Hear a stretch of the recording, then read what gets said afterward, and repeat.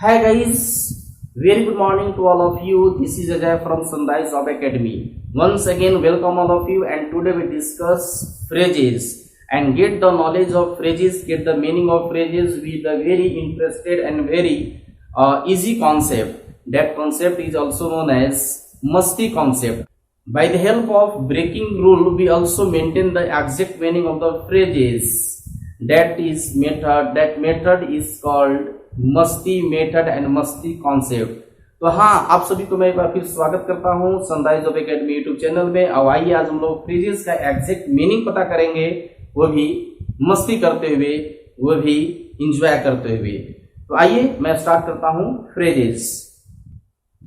तो आइए, सबसे पहला फ्रेजेस हमें दिया हुआ है to add fuel to the fire. याद रखेंगे हम लोग ऐड का मतलब पढ़े हैं ऑलरेडी। ऐड का मतलब होता है जोड़ना। ऐड का मतलब होता है जोड़ना। क्या जोड़ना है? फ्यूल का मतलब होता है ईंधन। किसी में ईंधन जोड़ना का मतलब किसी में ईंधन डालना का सेंस हो जाएगा। कहाँ डालना है? तो फायर का मतलब होता है आग।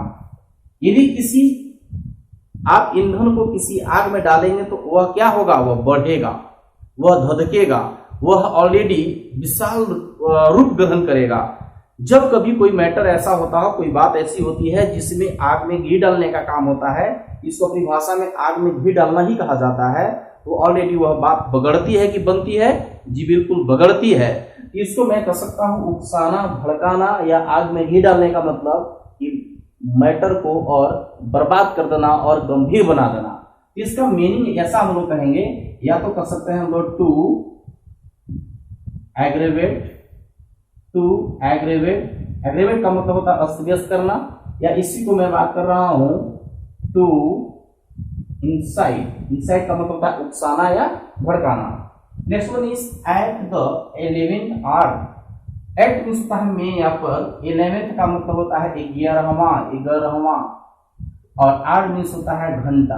क्योंकि ये घंटा है तो मैं रिलेशन इसको मेंटेन कर रहा हूं घंटा से, यानी समय से। याद रखेंगे, समय आपको दो प्रकार के बांट दिया गया। एक की मैं बात कर रहा हूँ रात, एक की बात मैं कर रहा हूँ दिन। यदि रात की मैं बात कर लूँ तो रात भी 12 घंटे का और दिन भी आपको 12 घंटे का। यदि मैं बात कर लूँ कि रात के 11वें घंटा, इसका मतलब उस समय सुबह हो पा रहा होगा, अर्ली मॉर्निंग होगा। यदि 6 बजे से सूर्यास्त होता है तो हम 5 बजे की बात कर रहे हैं, क्योंकि यह कह रहा है 11th आवर यानी 11वां घंटा बीत चुका है। यदि दिन की मैं बात कर लूँ, सूर्योदय यदि होता है 6 बजे सुबह में, तो मैं शाम के 5 बजे की बात कर रहा हूँ।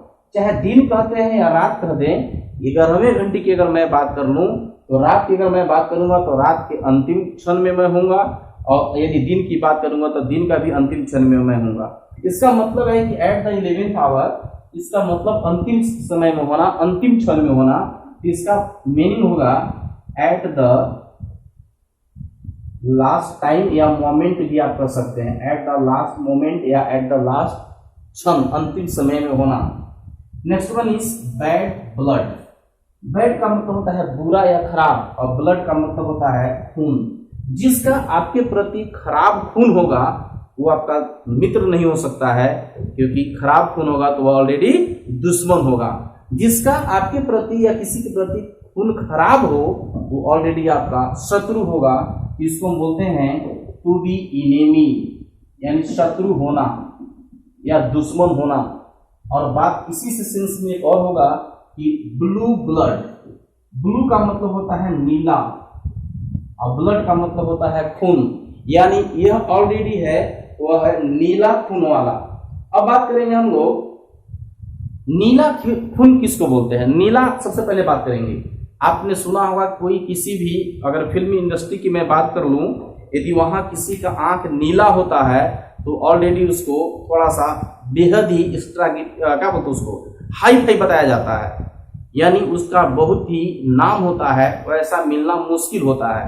तो जिसका आपका ब्लड नीला हो, इसका मतलब वो साधारण आदमी नहीं हो, वह बहुत बड़े घर का आदमी होगा, वह आपके लिए बहुत बड़ा होगा। इसका मतलब कि उस आदमी का संबंध सीधा सीधी कोई कुलीन वर्ग से है, कोई संपन्न वर्ग से है, कोई बहुत बड़ा वर्ग से है। इसको हम लोग लिखेंगे, ध्यान देंगे कि ब्लू ब्लड, इसका मतलब, इसका एग्जैक्ट मीनिंग की अगर मैं बात करूं, एग्जैक्ट मीनिंग का मतलब होता है उच्च घर का या बड़े घर का या कुलीन घर का होना या संबंध रखना। तो मैं इसको कह सकता हूं to belong to aristocratic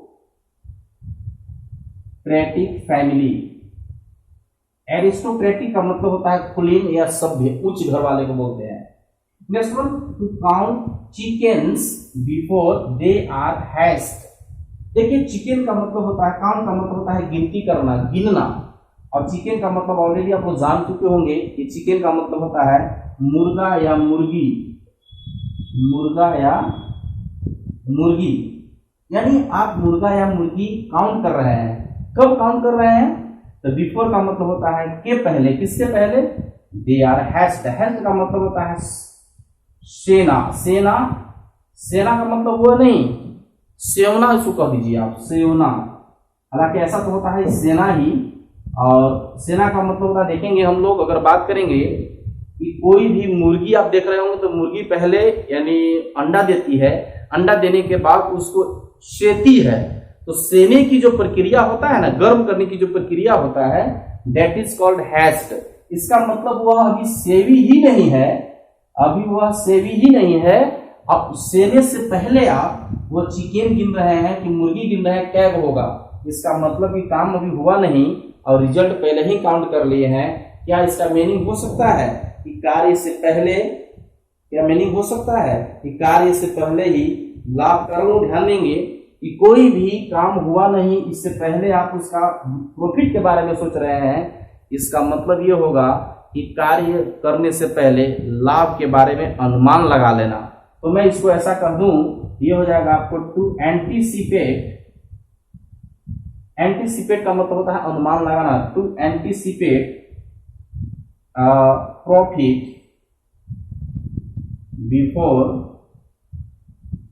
before work, या वर्किंग भी कर सकते हैं। काम करने से पहले, काम करने से पहले प्रॉफिट का अनुमान लगा लेना। यानी काम करने से पहले प्रॉफिट का अनुमान लगाना का मतलब काम हुआ नहीं है, हम प्रॉफिट पहले ही जानकर तैयार हैं। इस प्रकार से इसका मीनिंग होगा to anticipate profit before work या बिफोर एक्शन, ऐसा मेंटेन करेंगे। आइए नेक्स्ट फ्रेजेस से हम लोग मुलाकात करते हैं, क्या इसका मीनिंग हो सकता है। तो क्राई, क्राई का मतलब होता है चिल्लाना, ओवर का मतलब होता है पर, स्प्लिट का मतलब होता है बिखरा हुआ। जब बिखर जाता है कुछ तो उसके स्प्लिट, खंडन में हो जाना, टुकड़े में होना बोला जाता है। और मिल्क का मतलब होता है दूध। यानी कह रहा है कि दूध बिखर गया, और उस दूध बिखर गया इसके बाद आप उस पर क्या कर रहे हैं? चिल्ला रहे हैं। इसी वजह से चिल्ला रहे हैं कि दूध मेरा गिर गया। क्या दूध आपका बिखर गया, आप चिल्ला रहे हैं, कोई बेनिफिट है? कोई बेनिफिट नहीं है। यानी आप अफसोस कर रहे हैं, दूध गिर गया। चिल्लाने का मतलब यहाँ तो अफसोस करना हो जाएगा ना, लेकिन अफसोस कर रहे हैं वो ऑलरेडी बेकार का अफसोस कर रहे हैं। ये लिखा हुआ है कि to cry over spilled milk का मतलब बेकार का अफसोस करना, या उस वस्तु के लिए अफसोस करना जिसकी प्राप्ति पुनः संभव नहीं हो। यदि दूध गिर जाता हो उसका अफसोस कर रहे हैं, क्या कितना भी अफसोस कर लेंगे दूध प्राप्त होगा? जी बिल्कुल नहीं। तो मैं इसको ऐसा भी कर सकता हूं कि टू रिपेंट इन वेन, यानी बेकार में पश्चाताप करना, या ऐसा कर देंगे हम लोग कि to repent for which can't be gain. इस वस्तु के लिए, उस चीज के लिए रिपेंट करना जिसकी प्राप्ति संभव नहीं है, जिसको प्राप्त नहीं किया जा सकता है। Next one is easy money. Money का मतलब रुपया, समझ रहे होंगे आप लोग। इजी का मतलब आसानी पूर्वक, जो आसानी पूर्वक रुपया आ जाता है उसी को बोलते हैं हम लोग इजी मनी। ये वेरी इजी है। अब याद रखेंगे हमारे आपके दैनिक जीवन में ये बहुत काम होता है। जब तक आप इजी मनी मेंटेन नहीं करेंगे तब तक आपको कोई काम नहीं होगा। यानी पसीना का कमाई नहीं, हराम का कमाई, और हराम के कमाई को हम बोलते हैं घूस का कमाई, या हराम का कमाई भी मैं उसको बोल दूंगा, कोई दिक्कत नहीं है, या इसका घूस का कमीनी भी बोल दूंगा। तो इसको शॉर्ट सीधी भाषा में हम लिख सकते हैं ब्राइब, ठीक है। या ऐसा भी कर सकते हैं हम लोग इलीगल मनी, जो लूटा काटा हुआ हराम का पैसा रखा हुआ होता है उसी को बोलते हैं हम लोग easy money. Next to make means होता है बनाना, वॉट मीन्स होता है दोनों एंड्स का मतलब होता है किनारा या छोर, और मीट का मतलब होता है मिलना। देखिए हमारे जीवन में, आपके जीवन में दो ही किनारे हैं। अब इसी दोनों किनारों को बैलेंस इम्बैलेंस करते हुए एक आम आदमी का, एक आम मनुष्य का, ह्यूमन बींग्स का यहाँ से टिकट कट जाता है। क्या है किनारा? लाइफ का दो किनारा ही ऐसे। एक किनारा का मतलब है कि आप कमाइए यानी कमाना, और दूसरा का है खर्च करना, चाहे 20 रुपये खर्च करिए। अब इसी दोनों किनारों को मेंटेन करते हुए यहाँ इस धरती का रोल समाप्त हो जाता है, भूमिका समाप्त हो जाती है। अब कह रहा है कि ये दोनों किनारों को आप क्या कर दो, दोनों किनारों को आप ऐसा कर दो कि दोनों आपको क्या कर जाए, मिल जाए। ध्यान देंगे, to make both ends meet, दोनों किनारे क्या कर जाए, मिल जाए। अब आपको ये देखना है कि दोनों किनारा मिलता कब है, हम कब कहेंगे कि दोनों किनारा मिल रहा है। ठीक है, अब जरा समझने की कोशिश करेंगे। यदि किनारा मिलाने की बात होगा, मान लीजिए कि एक किनारा मेरा 100 रुपया का होगा, यानी आमदनी मेरा 100 रुपया का होगा, और खर्च यदि मैं 98 करूंगा तो मिलेगा नहीं। यदि मैं 100 + 1 करूंगा तो भी नहीं मिलेगा। कब मिलेगा? कि जब ये किनारा 100 का होगा तो ये भी किनारा आपका क्या होगा, 100 का होगा। इसका मतलब है कि जितना आपका आमदनी है उतना ही खर्च होना चाहिए, तब ना दोनों किनारा मिलेगा। इसका मीनिंग होता है आय और व्यय बराबर होना। और इस आय और व्यय बराबर होना को हम कह सकते हैं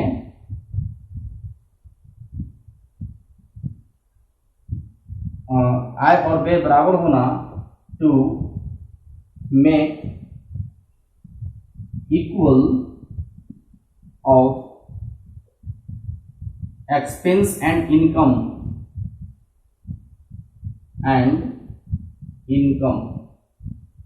यानी एक्सपेंस और इनकम, एक्सपेंडिचर और इनकम दोनों बराबर होना। या कभी कभी इसको हम लोग ऐसा कर सकते हैं कि इसको और एक भाषा में भी कर सकते हैं कि to live within one's income, जितना आपका इनकम है उसी इनकम में आप निर्वहन कर रहे हैं, उसी इनकम में आप अपने आप को जीवन फॉलो कर रहे हैं। तो इस प्रकार के बात को हम लोग to make both ends meet को कहते हैं कि आय और व्यय बराबर होना। ठीक है, इसके बाद लिखा हुआ है कि फॉल प्ले। ठीक है, प्ले का मतलब हम लोग रोल भी कहते हैं। ध्यान देंगे, रोल का मतलब होता है भूमिका, यानी एक ऐसी भूमिका कर रहे हैं जो भूमिका आपका फॉल है। जनरली फॉल का मतलब होता है गलती। आप सुने होंगे फुटबॉल के मैच में फॉल का प्रयोग किया जाता है। फॉल का मतलब होता है गलती, यानी जो आप भूमिका प्ले कर रहे हैं वह किसी के साथ, जो भूमिका प्ले कर रहे हैं वह किसी के साथ ही प्ले कर रहे हो, वह गलती भूमिका प्ले कर रहे हैं। इसका मतलब उससे आप क्या कर रहे हैं, सहायता कर रहे हैं, जी नहीं, बिल्कुल धोखा दे रहे हैं उसको, आप उससे आप चीटिंग कर रहे हैं। तो इसी को बोला जाता है धोखा देना या धोखाधड़ी करना, जिसको हम लोग बोलते हैं ट्रेसरी भी बोला जाता है, और दूसरी भाषा में इसको हम लोग चीट भी बोल सकते हैं, कोई दिक्कत नहीं है। Next one is to fight to finish. Fight का मतलब होता है लड़ना, टू का मतलब होता है के लिए, फिनिश का मतलब होता है अंत, यानी जब तक अंत नहीं होगा, जब तक वह समाप्त नहीं हो जाए तब तक हम क्या करेंगे, लड़ते रहेंगे। जब तक समाप्त नहीं होगा तब तक हम लड़ते रहेंगे। इसका मतलब ये भी कर सकते हैं कि मरते दम तक लड़ना, या ये भी कर सकते हैं कि अंत तक लड़ना। ठीक है, या ये भी कर सकते हैं कि हर संभव प्रयास करना।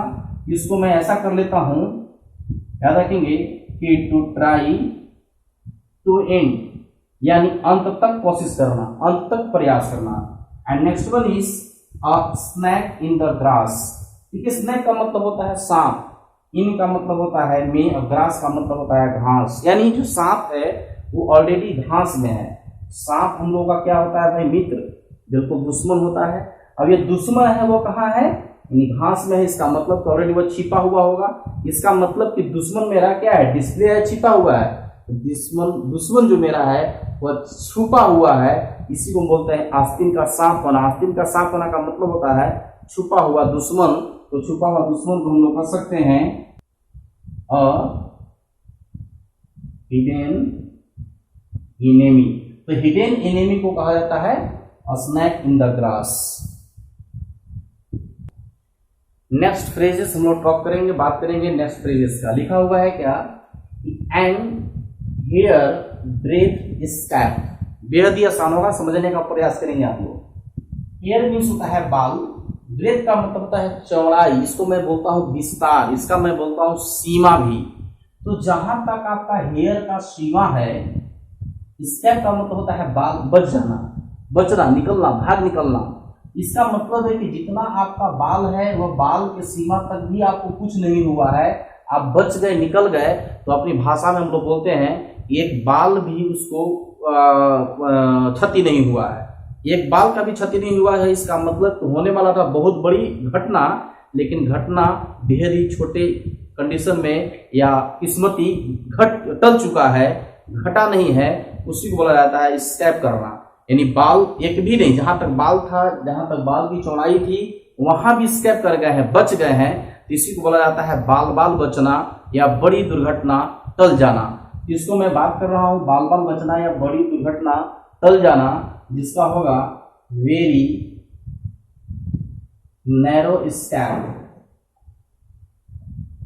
Next one is petticoat government. चलिए, पेटीकोट की मैं अगर बात करूं, जो महिलाएं ग्रहण करती हैं, पहनती हैं, पेटीकोट का मतलब होता है साया, और इसका जनरली प्रयोग होता है फीमेल के लिए, महिलाएं के लिए, ये महिलाएं पहनती हैं। गवर्नमेंट का मतलब होता है शासन, यानी किनकी शासन है, साया का से आप मेंटेन करेंगे, महिलाएं, यानी महिलाएं का शासन है। जिस घर में स्त्रियों का शासन ज्यादा होता है, जिस घर में पुरुष स्त्री के अंडर में होते हैं, that is called petticoat government, that is called petticoat government. तो ऐसा हम यहाँ कह देंगे कि रूलिंग ऑफ वुमेन, यानी महिलाओं का शासन। Next one is slip of tongue. Slip का होता है, स्लिप का मतलब होता है पिछल जाना, फिसलना, और टंग का मतलब होता है जुबान, यानी जुबान फिसल गया। तो जुबान फिसल गया का मतलब कि ऑलरेडी आप बोलना कुछ और चाह रहे थे, बोला कुछ और गया, इसका मतलब होता है कि बोलते समय मिस्टेक हो जाना। इसको मैं कहता हूं स्लिप ऑफ टंग, इसका मतलब होगा कि बोलते समय मिस्टेक होना, गलती होना। जिसको मैं अगर बात करूं इस इंग्लिश के रूप में ऐसा कर सकता हूं, स्लाइट मिस्टेक इन स्पीकिंग।